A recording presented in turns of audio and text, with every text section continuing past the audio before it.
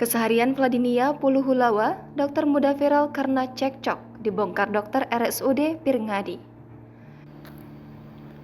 Dokter RSUD Pirngadi Medan, Denny Suroso mengungkapkan keseharian Vladinia Puluhulawa, dokter muda yang cekcok dengan wanita pengunjung RS tersebut. Denny Suroso menyebut tak sepenuhnya Vladinia Puluhulawa salah dalam peristiwa tersebut. Pasalnya, ia mengenal baik sosok Vladinia Puluhulawa yang merupakan anak didik koasnya di RSUD Pirngadi Medan.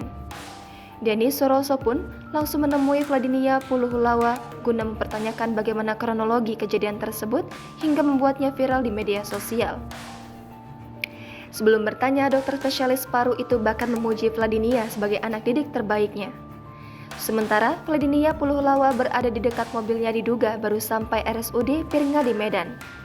Denny Suroso kembali menegaskan bahwa sebenarnya sosok Vladinia Puluhulawa memiliki kepribadian yang baik dan berbanding terbalik seperti videonya yang viral belakangan ini. Kemudian mahasiswi kedokteran ini pun lantas membeberkan kronologi versinya hingga terpancing emosi dengan wanita bernama Maya Sylvia tersebut. Oh, jadi pertama Vini di sana di klekson, terus Vini pindah parkir, di klekson lagi. Kayak orang rusuh gitu. Oh, Vini tanya baik-baik. Ya, gak menemukan jawaban yang pas, masih banyak alasan-alasan dan sombong-sombong. Jadi tadi saya sudah